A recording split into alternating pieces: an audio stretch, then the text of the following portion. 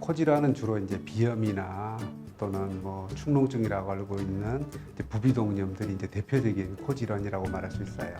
그 비염으로 인해서 이제 그러니까 말하자면 코가 이제 뒤로 넘어가는 거죠. 목으로 해서 코가 이제 비강으로 통해서 이렇게 목으로 이렇게 내려오는 거예요. 목으로 내려오다 보면 우리가 이제 뭐 일부는 좀 삼키기도 하고 또 일부는 또 뱉어내기도 하고 뭐 이렇게 되죠. 근데 문제는 이제 잘 때가 문제예요. 보통 때는 이제 코가 이렇게 있으면 좀 뱉어내든지 풀든지 뭐 삼키든지 이렇게 하는데 누워서 잘 적에는 뱉을 수도 없고 또 자면서 코를 이렇게 잘 안 삼켜요. 침도 잘 안 삼키고 그러다 보니까 이제 그 흐른 그 후비루라고 그러죠. 코가 이제 뒤로 이렇게 흐르는 그 콧물들이 목에 이렇게 걸려 있어요. 그러다 보니까 밤새도록 이렇게 목에 걸려있던 그런 코들 유기물들이 이렇게 냄새를 만들어내죠. 비염이 심할 때 아침에 자고 일어나 보면 입에서 이제 이렇게 좀 냄새가 날 수가 있어요. 축농증, 우리가 부비동이라고 하는 게 있어요.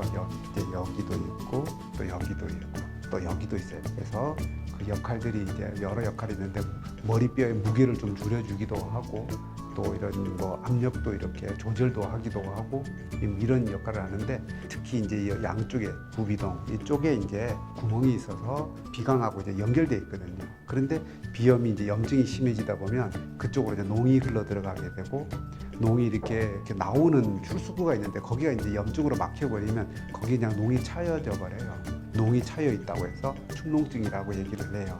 그 농이 차여 있다 보니까 그게 이제 가벼울 때는 괜찮은데 이게 심해지면 그 자체로서도 냄새가 좀 날 수가 있죠. 축농증이 심해지면 그걸로 인해서도 냄새가 나기도 하고 대부분은 후비루로 인해서 아침에 자고 일어났을 때 밤새도록 이제 코가 뒤로 넘어가면서 목에 걸려 있다 보니까 이제 냄새가 많이 나요. 그래서 아침에 자고 일어났을 때는 반드시 양치도 하고 가글도 하고 이제 이렇게 해서 입안을 꼭 헹궈내는 것이 좀 중요합니다. 네. 먼저 비염을 치료해 줘야 되고요.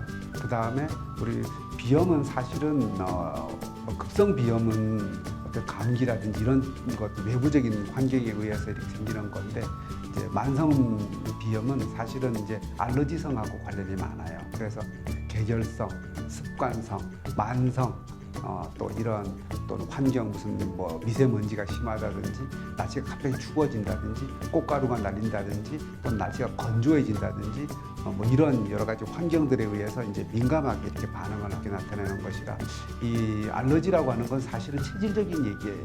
체질적으로 이제 비염이 온 거라 치료를 쉽게 한다고 말하기는 어렵고 이제 관리를 잘 해주는 것이 이제 심할 때는 이제 치료를 해줘야 되고 이제 그래서 그 어느 정도 안정이 되고 나면 이걸 관리를 잘하는 것이 막 또 재발하지 않도록 관리를 잘하는 것이 참 중요하다. 제가 우리 환자분들한테 그렇게 이제 말씀을 드리죠. 여름이라든지 비염이 심하지 않을 때는 너무 자주 하지 말고 이렇게 좀 심할 때 겨울이라든지 또 계절성으로 이제 비염이 심해지는 계절 이럴 때는 이제 비강 세척을 아침 저녁으로 하시기를 추천을 드리죠.